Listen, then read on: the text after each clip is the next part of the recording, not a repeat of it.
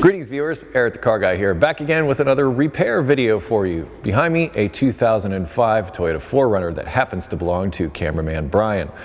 Cameraman Brian apparently has a problem with the left front wheel bearing and also a split CV boot on an axle on the same side. So we're going to see what we can do to deal with those problems today. Let's get it lifted up and have a look. Rise! So, the complaint is the left front wheel bearing is bad. Now, most times when wheel bearings go bad, they make noise. And you're driving down the road, it sounds like you're driving on rumble strips continuously. It's a loud rumbling noise. But Brian states that he's not having any noise at all, and this has actually been typical of my experience. After wheel bearings pass a certain point of being bad, they get quiet. They don't make noise. But you might find this. As you can see, there's quite a bit of play. Now you may be asking yourself, does this cause a vibration? No, it does not. Things that are out of balance cause a vibration. Oddly, this does not. It's a really odd kind of thing. But we're going to fix that today. Let's start by removing the wheel.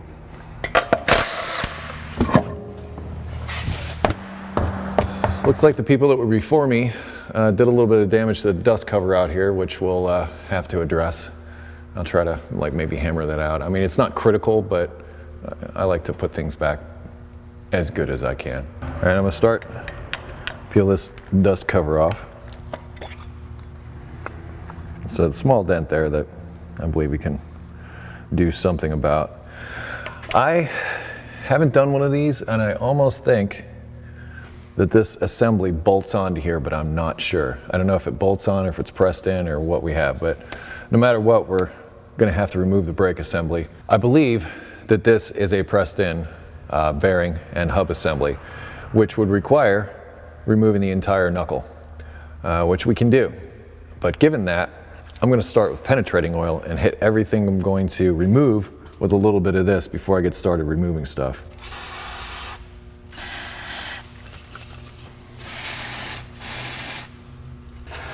Especially the ABS sensor.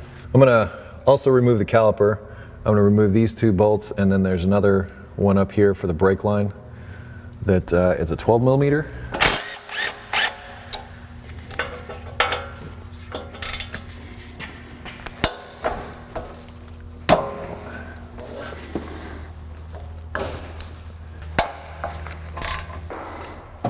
That's one thing I forgot to do. I was gonna leave the key in the unlocked position so that I can move this around as much as I want. Now, where were we? I've got the key in the unlocked position, so now I should be able to move this anywhere I want.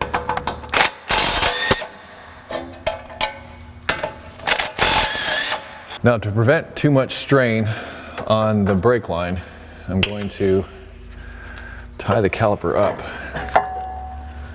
so that it isn't hanging by the brake line here. And since this ABS sensor is somewhat connected here, I think I'm gonna go for that also. But now that we've got the caliper off, we should be able to, a couple of taps should get us the brake rotor.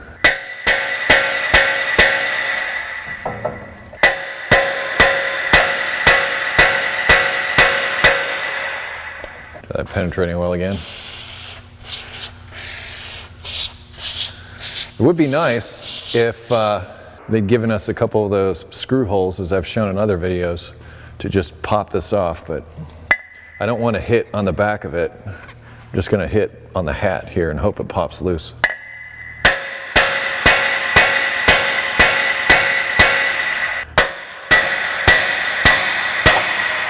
Eventually, they give me what I need. All right, this may not be a pressed-in assembly. This may be one whole bolted on thing here, which I believe it is. When you see these bolts here like this, usually means we can pull that whole thing out of there. So we may not have to remove the knuckle after all. Yay. But we will have to get the axle nut out. It looks like somebody's already been in here doing stuff. 36 millimeter.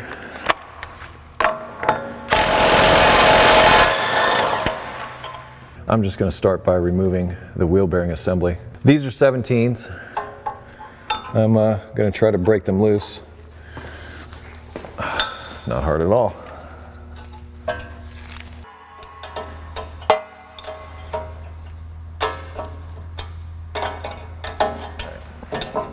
Those are all loose. See if a couple of love taps gets it the rest of the way.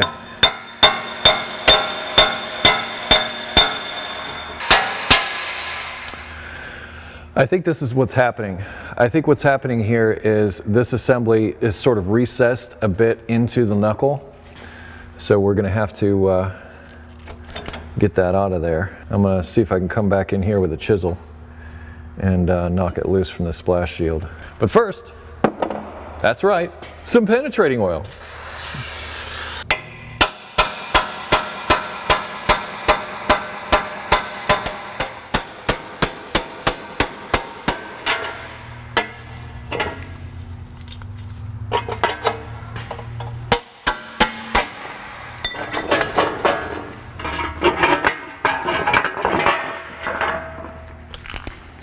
I got me a wheel bearing assembly.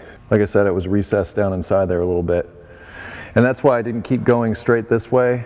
I took the chisel and went in from this angle like this, because it just keeps getting wider and wider and pulls it out. Now we'll get the area cleaned out and ready to accept the new bearing. But I guess before we do that, we can also get that axle out of there. Looking at this, there was some stuff down in here. This is the ABS sensor, by the way. Looking at this stuff, it almost looks like it's easy just to get the axle out now, and that way it's not in our way when we slide hammer that off of there. And I thought that this was going to be difficult to disconnect with the ball joint down here, but it looks like they set it up to where we just need to remove these two fasteners and we can lift the whole knuckle assembly up out of the way so that we can remove the axle entirely. Once we've done that, I say we take the hub assembly, put it back on, no splash shield or anything, slide hammer the hub out, and then we'll employ special means to get that apart from the bearing. Feel like 19s. Yeah, they're 19s. Let's see, am I doing this the right way? Yeah, I'm doing it.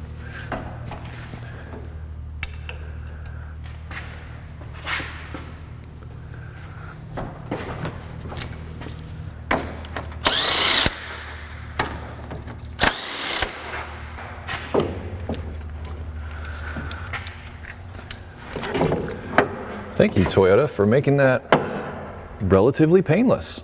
Now, I'm just gonna get a pry bar. I'm gonna pry the axle out of this front differential.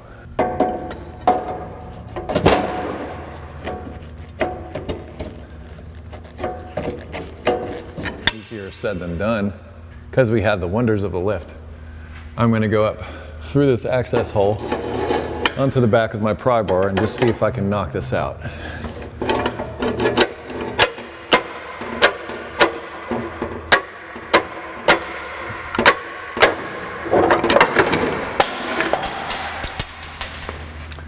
Good thing we don't have to return it as a core. Well, it's out. Given that this is leaking out some differential fluid, I want to seal it up, but I don't want to put the new axle in just yet.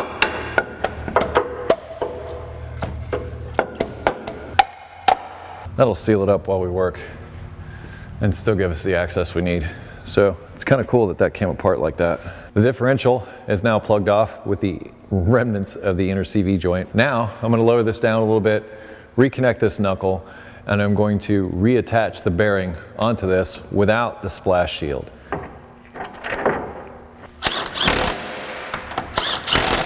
Looks like there's a little O-ring goes around the outside here that looks slightly damaged. I'm going to take this over to the wire wheel and clean this area up here. And I'm also going to clean the area that it goes into. This will help when I go to reassemble everything.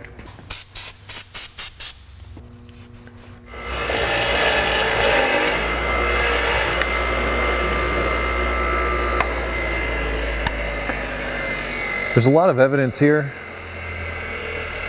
that this has maybe been out before.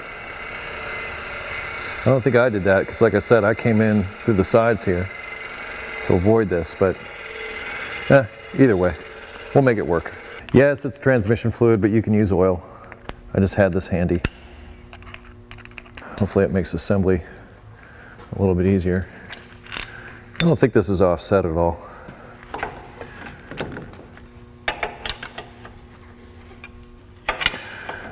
I'm working one corner to the other, try to make sure it goes in evenly. Had I known about this, that the new part didn't come with a hub, what I would have done was I would have started by removing the hub first before I even got to this point. Let's say hindsight is 20/20.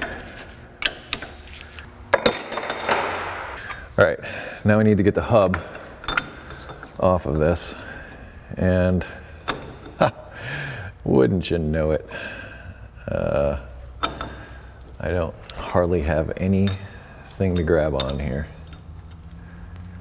Not a lot of, I'd hate to have to get this off of here and then quote unquote beat it on. I don't care so much about my slide hammer. If I bend it a little doing this, I'm okay with it.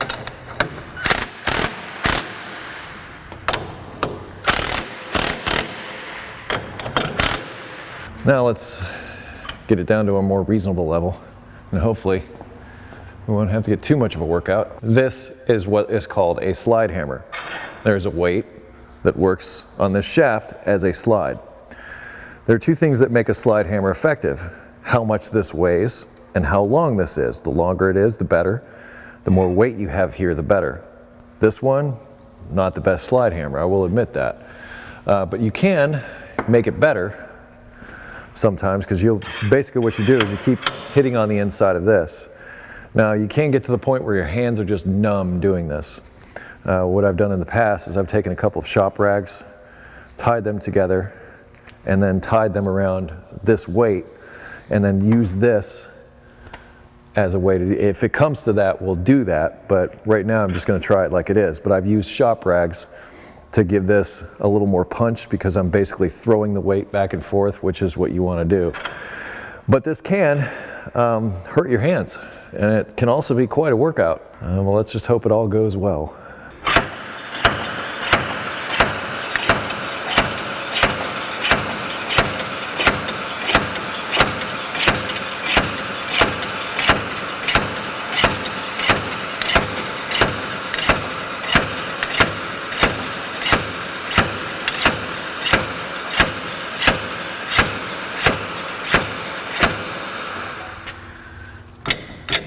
I don't know how much it's moving. Let's hope I don't hurt these studs. But if I do, there's no better time to change them than when I've got the hub out. I'm gonna lower it down a little more, try to get better leverage.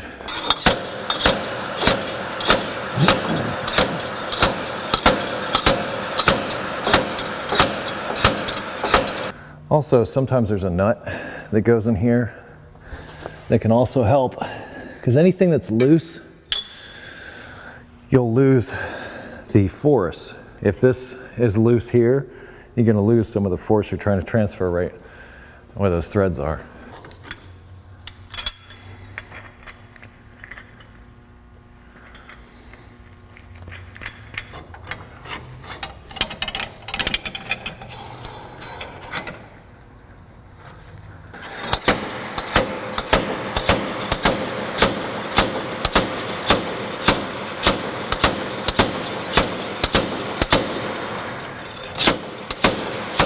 Some days, this just takes forever.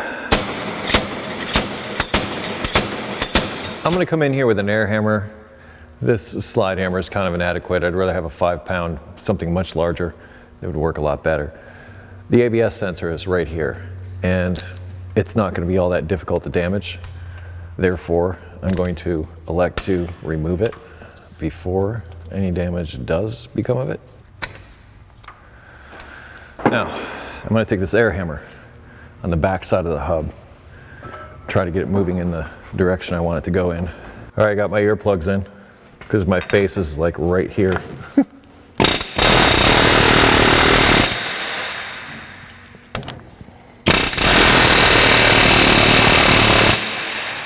Oh, I vibrated one of the studs out.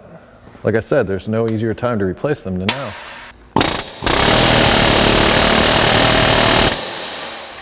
Another stud.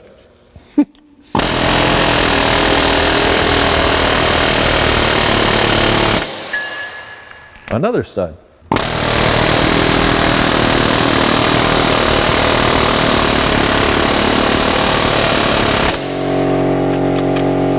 There's a plastic, or there's a metal shroud here connected to the back side of the hub by a 10mm fastener.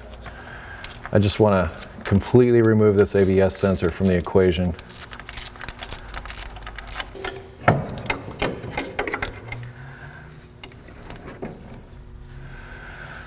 That is mostly out of my way. Having a heck of a time getting this apart. This is not uncommon. I'm going to try to find something of a similar size to like maybe go down into the back of the hub so that I don't damage it. That should do.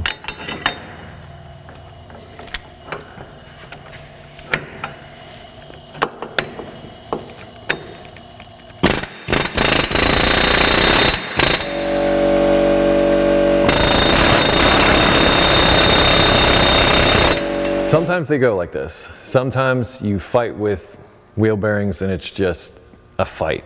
I'm gonna take this back off, fight with it on the bench instead of here. All that effort, I don't think that moved at all. So I've got this kind of crazy idea that now that these studs have come out, it actually gives me access to the tops of these bolt heads. And maybe I can force the bearing off this way. If I can, I win. If not, I guess we'll try something else.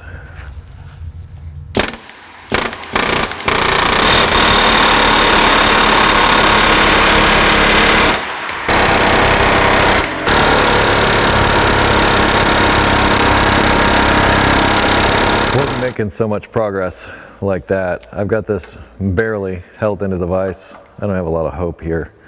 But the idea is, like I say, I don't want to damage the hub any more than it's already been damaged. Yeah, even if I was able to put this in a press, I'd still have to find something to hold these in to press this out of the center.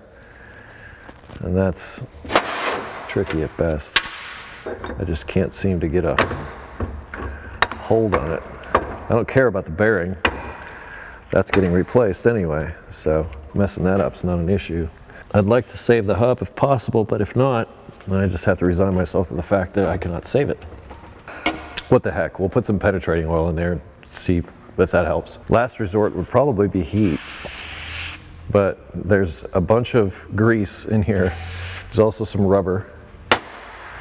In some ways, that might be inviting disaster.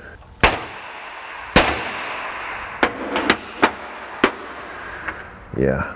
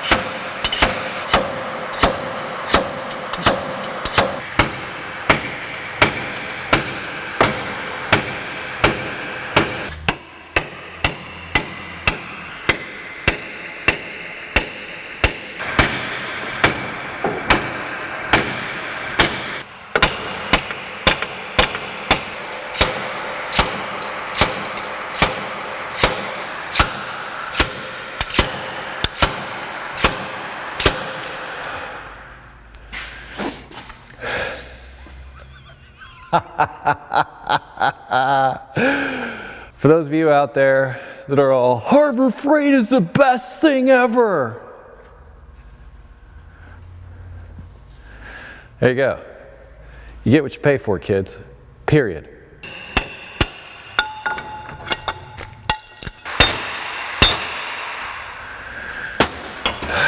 I don't like hitting on this directly, but I've already got a new one ordered, so if I screw this up, it's not that big a deal. You reach a point with these things and you're just like, die. More days go like this than days that don't go like this. So be prepared if you want to do this for a living. You've been warned. Okay, kids, we've spent a whole lot of time building our muscles and getting nothing else done. That old hub is junk. Now here's just an FYI. The listing for this part, this is the wheel bearing here. This is a Moog part. The listing for this part says that it comes with a hub assembly and everything. That's what I was under the impression that I was getting. That's why I took everything apart the way I did. Didn't try to slide hammer anything, none of that. Because I thought I was getting an entire assembly, like I removed from the vehicle. That was not the case. So the Moog listing is incorrect. So I called another auto parts store to see if they had a hub assembly because I was trying to get one as soon as possible. Well, they said, yeah, this one comes with a hub and bearing all together. Well, when I got there, this was all that was in the box. No hub. I've now procured a hub. This is a hub, parts people. Just saying, this is a hub. They were saying that these two things came together. They did not come together. That's not how it worked. So the Moog part listing is not correct. Moving on. I have a fistful of new bolts to use here.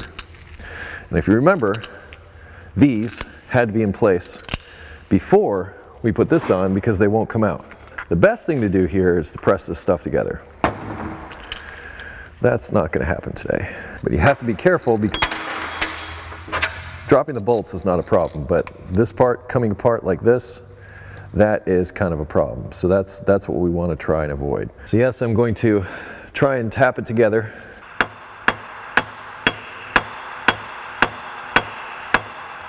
You know, I'm going to see if I can find a socket or something to hit on instead of this. I don't like hitting on new parts like this. I don't like messing them up.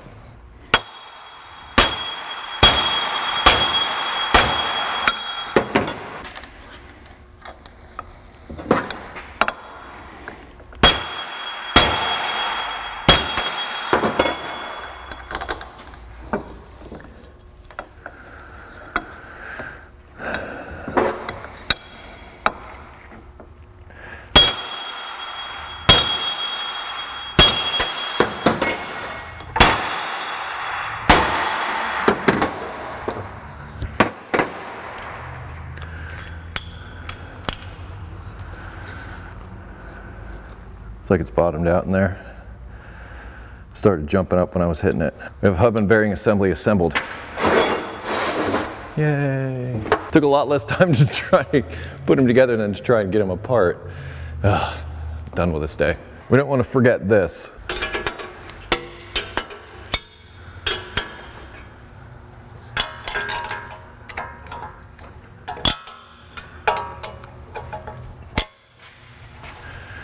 Right there represents about half a day's worth of work.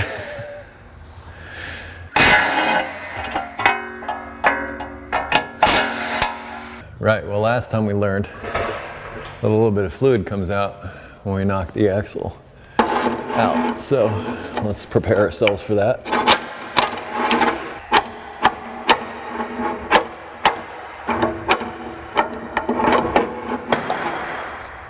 That's one way to do it.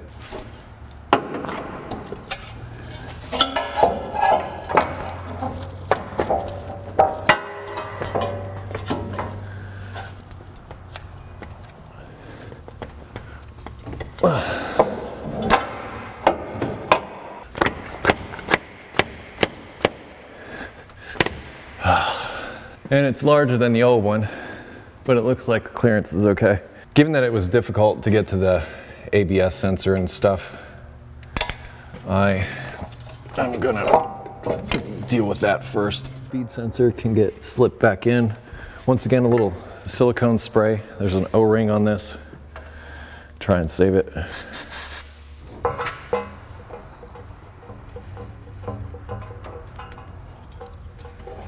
I want to push it all the way in before I put the fastener in. If you try to tighten the fastener first, you'll break it. And this one was an Allen head.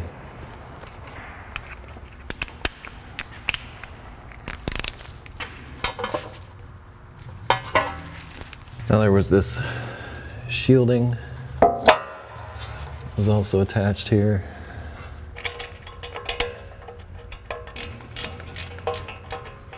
And the caliper over here for now. for as much as I can because I got to try to thread the axle back through here.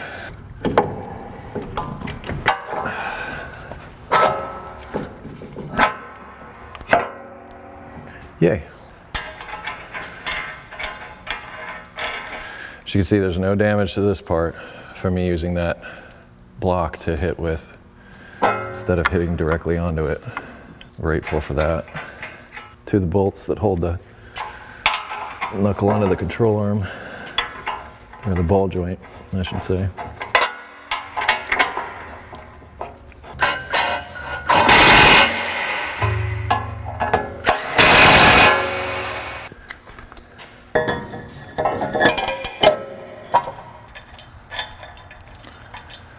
We're gonna have to run a tap in there. A couple of these lug nuts from the slide hammer incident, yeah. The rest should be good. Eric, what are you doing?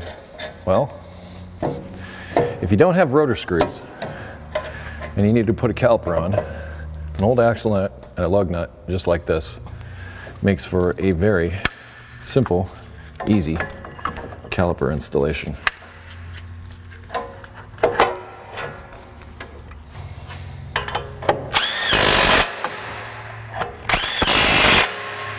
Up here for the ABS and brake line. Remember our good friend that was dented? Well, now it's less dented.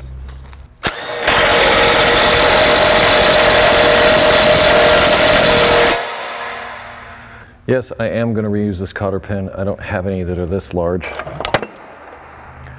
But because it is so large, it should hold up.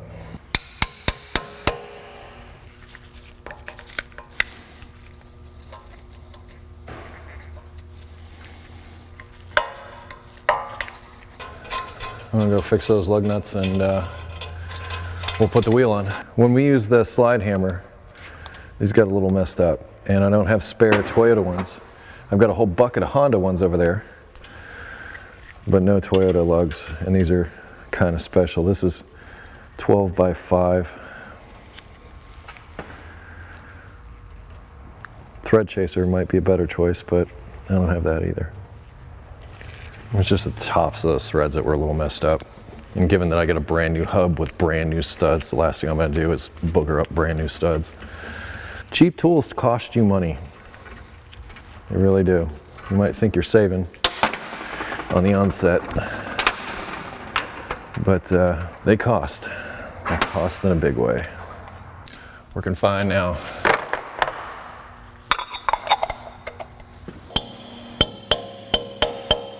Right, well, knowing that, you'll never forgive me for not topping off the differential. Now that we have everything all back together, we're gonna top off the differential with some nice fluid, and that way everything's back above board. And something I probably should have mentioned earlier, Brian's truck has about 200,000 miles on it.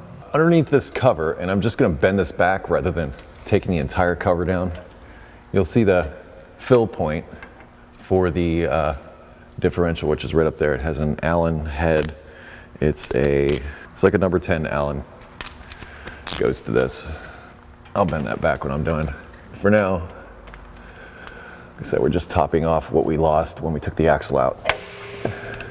And if fluid comes out when I take this out, it was overfilled to begin with, and I'm not gonna really worry too much about it. No, I could stand a little bit. You've seen me use this pump in the past. They have other pumps similar to this that you can buy, but it's, I find, probably the easiest way to get up in here. And I've got my drain pan, as you can see, positioned so that when it comes running out, I'm prepared. And that's all we do, is we just keep filling it up till it comes running out. And it'll automatically be at the correct level. Yeah, there we are. You can see it's starting to drip. I don't need to put any more in to verify that.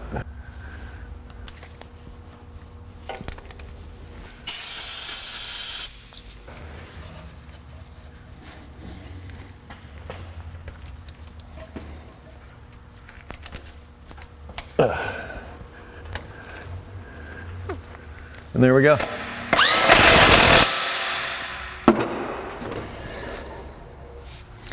Gonna do that to check for noises, just in case that splash shield got bent a little bit in the process of all this work. Problems you may run into with noise after this type of repair is maybe little flecks of rust, or things might get jammed between the splash shield and the back of the rotor, or as I said, the splash shield could be bent a little bit. So if you get a little bit of noise after doing something like this, especially like a rotational scraping noise, look for that. Oh yeah, we fixed it. No more wobble. All better. 2005 Toyota 4Runner, axle, wheel bearing, and hub. If you're going to do this, you might want to be prepared to purchase a hub, not just because of the difficulty we had in trying to get those pieces apart, but also because it's quite possible that when a bearing gets bad enough, it will wear the inner part of the hub. So it's quite possible when I took all that apart that the inner part of the hub would be worn. You noticed with the new part, it was just one clean shaft that didn't have any marks or anything on it. What you'll find if the hub is worn and it'll be machined perfectly is right about halfway down, there'll be sort of like a step, and the inner part will be narrower than the outer part. If you see that hub is bad, you got to get rid of it. But I would be prepared to have one just in case based on this experience. Also, the Moog part listing is incorrect. It is not a hub and bearing assembly, it is just the bearing assembly. Please correct that, Moog. That caused us all kinds of trouble today. As you can see, once we got past the whole thing of trying to separate everything, it really is not that bad a job. So I would strongly recommend hub and bearing if you're gonna have to do the bearing. We did the axle as a target of opportunity today, and that wasn't that difficult. I really can't think of anything else other than try to work smart, wear your safety glasses, you might need earplugs. But this is labor-intensive work. I feel like I worked out today. I'm a little sore. Anyway, let's call this done. We can send Cameraman Brian back down the road now with a solid wheel bearing, and he's nodding his head in agreement. He's happy about that. Anyway, if you have automotive questions not addressed in this video, I would ask you head over to EricTheCarGuy.com. There's a welcome video there to tell you about all of our features to help you with stuff. If you wish to connect with me socially, I can be found on Google+, Facebook, Twitter, and now Instagram. Close each of my videos with be safe, have fun, stay dirty. See you next time.